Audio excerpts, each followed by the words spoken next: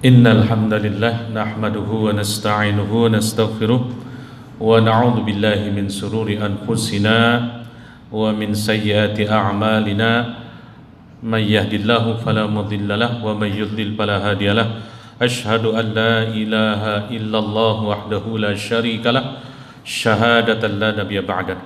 Allahumma salli wa sallim ala sayyidina Muhammadin wa ala alihi wa sahbihi ajma'in.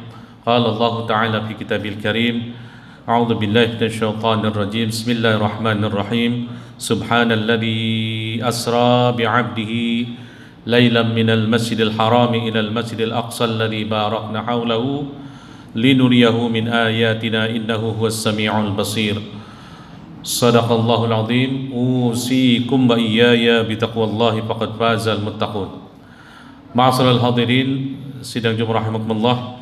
Pertama-tama marilah kita senantiasa meningkatkan ketakwaan kita kepada Allah, karena sesungguhnya takwa inilah bekal kita yang terbaik ya. Harta, kekuasaan malah justru akan menjadi bahan penyesalan, kecuali orang-orang yang menunaikan haknya dengan benar ya. Ma aghna anni maliya halaka anni sultaniyah. Itulah keluhan orang-orang yang berada di akhirat ya. Tidak berguna hartaku dan celaka dulu kekuasaanku. Ma'asyiral hadirin sidang Jumat rahimakumullah. Masuk di suasana bulan Rajab ya. Ini adalah bulan di mana kita bangsa Indonesia biasa memperingati peristiwa Isra Mi'raj. Nah, Isra Mi'raj ini sebetulnya terjadi pada tahun-tahun di mana Nabi mengalami kesulitan dalam dakwah. Jadi dakwah Nabi itu sebenarnya cuma lancar ketika 3 tahun pertama dakwah diam-diam, pengikutnya melesat gitu ya, sampai lebih dari 50. Habis itu setelah 3 tahun Allah memerintahkan Rasulullah untuk berdakwah dengan terang-terangan. Nah, mulai dari sini tantangan hebat mendatangi beliau ya. Orang-orang Quraisy kemudian menolak dakwah beliau dengan keras ya. Bahkan mereka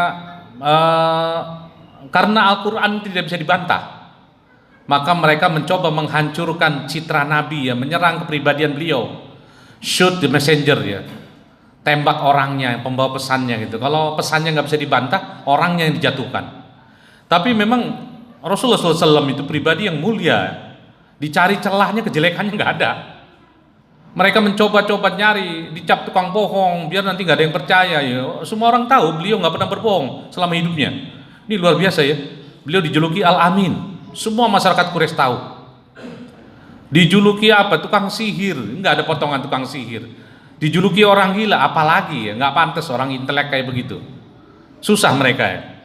Tapi emang tetap saja ya, salah satu yang dijadikan bahan olok-olok di pribadi Rasulullah adalah soal kondisi rumah tangga beliau ya.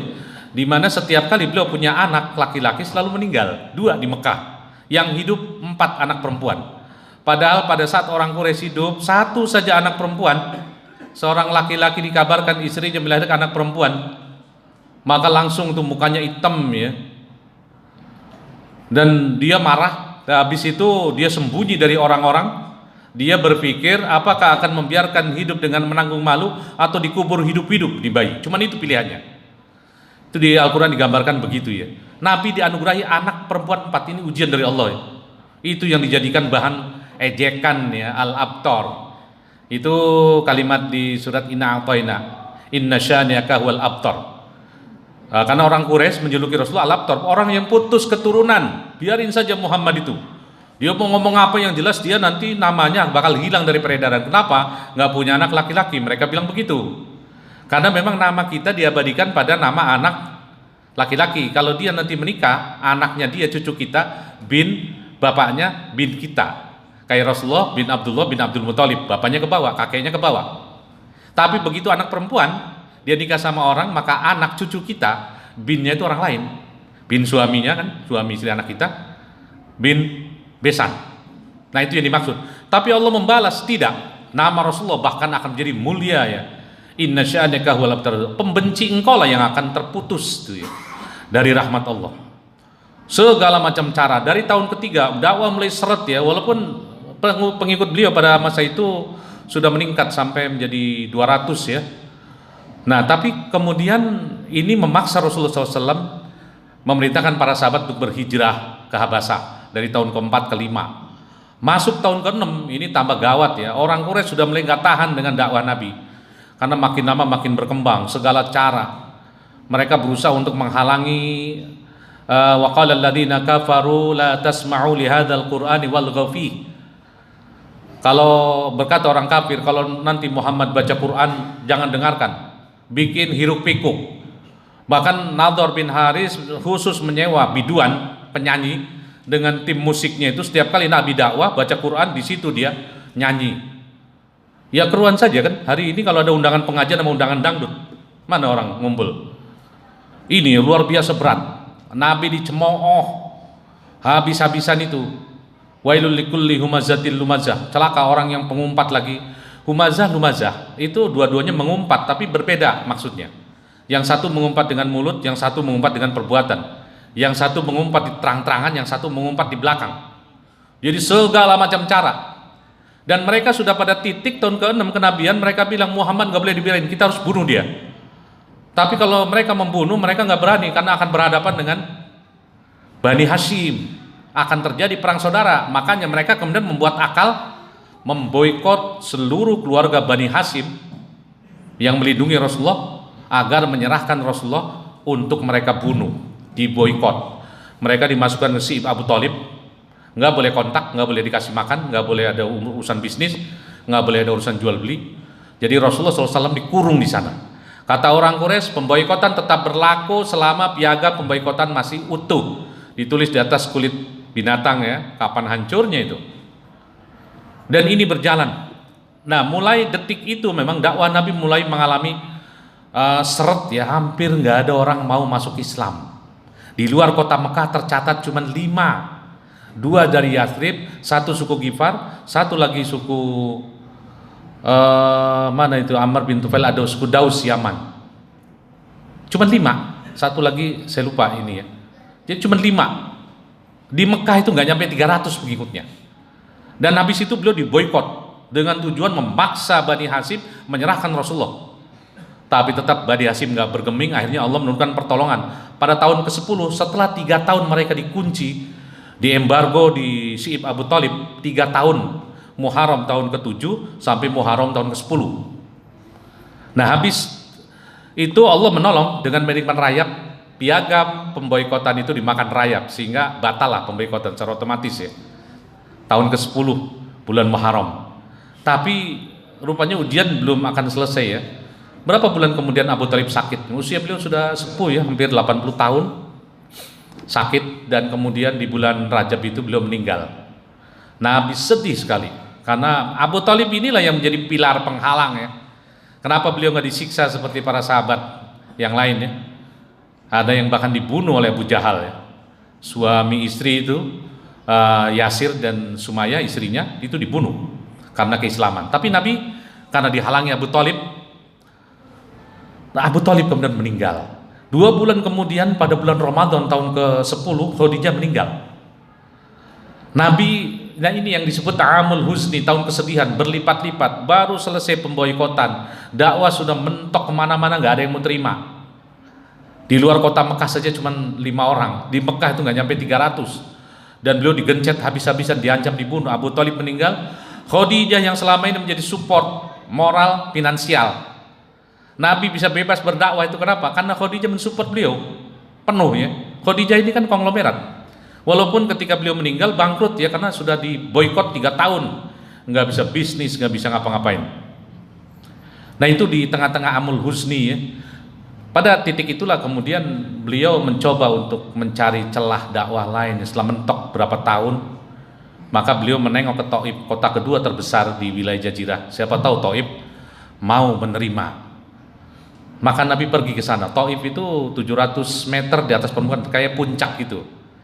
Tinggi ya, berapa ratus meter, 600 meter di atas permukaan. Jalan kaki 120 kilo, jalan kaki naik, hanya ditemani oleh Zaid bin Harithah. Sampai di sana beliau diusir, dihina habis-habisan. Bahkan sampai orang Thaif itu mengatakan, seperti yang digambarkan wa idza ra'auka, orang Quraisy sebelumnya begitu ya, wa idza ra'auka iyattakhidunaka illa huzwan ahadzal ladzi ba'atsallahu rasula.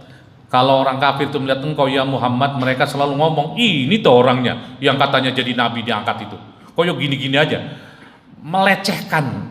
Itu juga yang diucapkan oleh orang Taif. Emangnya Allah tidak bisa menemukan orang selain kamu jadi nabi gitu? Padahal nabi dari Mekah tujuannya ke Taif itu, Mekah sudah mentok berharap Taif menerima, tapi ternyata malah dihina bisa-bisan. Sampai berapa hari kemudian beliau gagal total ya, habis, nggak ada satupun yang mau beriman. Bahkan kemudian beliau diusir dengan paksa ya, sampai terdesak 5 mil 7 kilo di luar kota Taif, di tengah-tengah kebun anggur itu, terpojok di sana beliau. Disitulah beliau bersembunyi dengan berdarah-darah kaki ya, sembari berlinang air mata berdoa kepada Allah, mengeluhkan kelemahan dirinya, sembari mengatakan ya Rob, ya beliau minta maaf kegagalan dakwah yang beliau alami ya, karena kelemahan diriku kata Rasulullah. Aku tahu, tapi yang aku harapkan, aku nggak peduli semua orang, apakah aku mau diserahkan kepada orang yang kasar, kejam seperti Quraisy, atau kepada yang masam seperti Taif, tapi saya tidak peduli kata Rasulullah, asalkan kau ridho padaku dengan mengampuni aku. Itu Rasulullah ya. Nah ketika beliau pulang itulah, ma'asyiral hadirin sidang jumlah rahimakumullah, beliau ditawarin malaikat penjaga gunung, karena memang pantas ya, di Mekah sudah mentok dakwanya, di luar kota Mekah nggak ada yang masuk Islam. Maka ketika malaikat penjaga gunung, ya Muhammad, saya diperintah Allah untuk menuruti semua keinginanmu.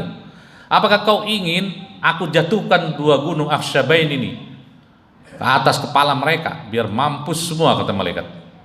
Apa kata Nabi? Enggak, bukan itu yang saya inginkan.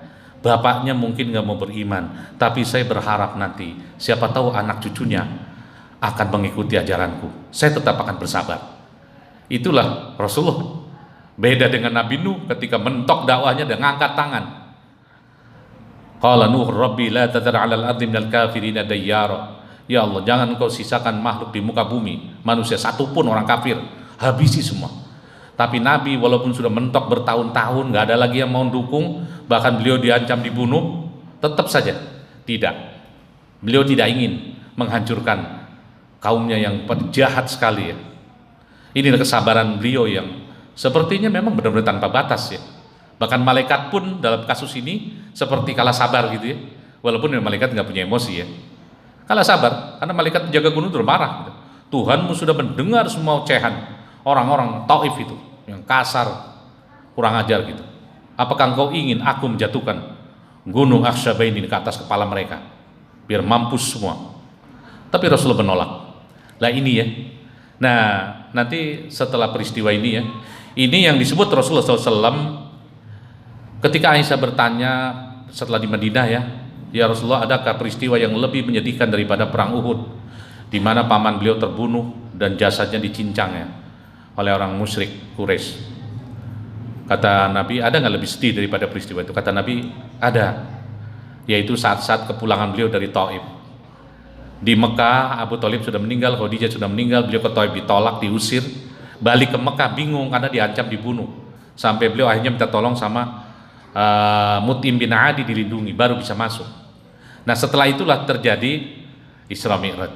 Isra Mi'raj itu seperti Allah menunjukkan kepada Rasulullah, kamu jangan khawatir, kekuasaan Allah itu maha besar.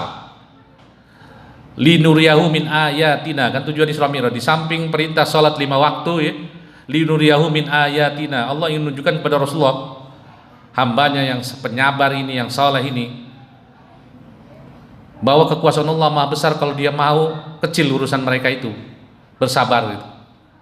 Nah di situ ya, linuriyahu min ayatina innahu huwas sami'ul basir, sungguhnya dia maha mendengar lagi maha melihat ya. Inilah amul huzni ya, yang saat yang paling berat dalam kehidupan dakwah Nabi ya, benar-benar keluar air mata dan darah ya. Di perjuangan yang luar biasa ketika kalau kita menghayati secara detail ya, apa yang pernah dialami Rasulullah SAW dalam kondisi yang seperti mentok kemana-mana, udah nggak punya celah. Mekah sudah nggak mau terima, di luar nggak mau terima, ke Taif diusir, kemana lagi? Nah nanti setelah itulah baru Allah memberikan pertolongannya, membuka jalan dengan pertemuan 6 orang Yathrib pada musim haji tahun ke-11. Dari situlah nanti cikal bakal hijrah. Ini Allah menolong hambanya, dan dari situ nanti dakwah pesat sampai Nabi hijrah dan seterusnya. Barakallahu li wa lakum fil Qur'anil azim wa nafa'ani wa iyyakum bima fihi minal ayati wa dzikril hakim. Qawlu qawli hadza wastaghfiruhu innahu huwal ghafurur rahim. Allahumma shalli wa sallim ala sayyidina Muhammad wa ala ali sayyidina Muhammad.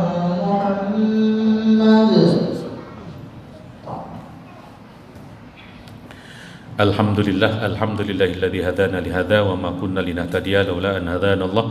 Asyhadu an la ilaha illallah wahdahu la syarikalah syahadatan la nabiyya ba'da. Allahumma shalli wa sallim ala sayyidina Muhammadin wa ala alihi wa sahbihi ajma'in. Qala Allah ta'ala fi kitabil karim, a'udzu billahi minasyaitonir rajim. Bismillahirrahmanirrahim. Ya ayyuhalladzina amanu taqullaha haqqa tuqatih wa la tamutunna illa wa antum muslimun. Usikum wa iyaya bitaqwallahi faqad fazal muttaqun. Ma'asyiral hadirin sidang Jumat rahimakumullah. Mari kita merenungkan kembali ya, perintah untuk senantiasa mengingat-ingat sejarah hidup para nabi. Wabil khusus Rasulullah ya. Itu diulang-ulang di dalam Al-Qur'an ya. Jadi memperingati, itu ada dasarnya ya. Orang duduk mendengarkan ceramah tentang perjuangan nabi secara khusus. Itu sesuatu yang baik ya, yang harusnya itu dilestarikan ya, jangan setahun sekali harusnya itu, harusnya lebih sering ya, karena memang Al-Quran memerintahkan wadhkur akha Adin, wadhkur abdana Dawud, wadhkur abdana Ismail, ingat-ingat hamba kami Ismail, Musa, Ibrahim dan seterusnya. Nah kita umat Islam wabil khusus Rasulullah ya, nah dengan cara inilah maka kita bisa tersentuh ya, mampu mencintai Rasulullah, karena itu menjadi kewajiban sebetulnya sebagai syahadat kedua ya, setelah Allah Rasulullah SAW, sosok yang harusnya paling kita cintai. Terakhir mari kita memohon doa kepada Allah Subhanahu Wa Taala, mudah-mudahan kita senantiasa dijadikan hamba-hambanya yang senantiasa lurus ya, dan kita dijadikan oleh Allah tetap sebagai umat Rasulullah SAW yang akan berhak mendapatkan syafaat besok di yaumil qiyamah nanti. Alhamdulillah hamdan yuafi ni'amahu wa yukafi mazidah. Ya Rabbana lakal hamdu kama yanbaghi li jalali wajhika wa 'azimi sultanik. Allahumma salli wa sallim ala sayyidina Muhammadin wa ala alihi wa sahbihi ajma'in. Allahumma ighfir lil muslimina wal muslimat wal mu'minina wal mu'minat al ahya'i minhum wal amwat innaka sami'un qaribun mujibud da'wat wa qadiyal hajat wa ghafirud dhunubi wal khati'at bi rahmatika ya arhamar rahimin. Rabbana zalamna anfusana wa illam taghfir lana wa tarhamna lanakunanna minal khasirin. Rabbana atina fid dunya hasanah wa fil akhirati hasanah wa qina adzaban nar. Ibadallah, innallaha ya'muru bil 'adli wal ihsan wa ita'i dzil qurba wa yanha 'anil fahsya'i wal munkari wal baghi ya'idzukum la'allakum tadhakkarun. Wadhkurul ma yadhkurukum wadhkuru 'ala ni'ami yazidkum wa dzikrullahi akbar. Aqimus shalah.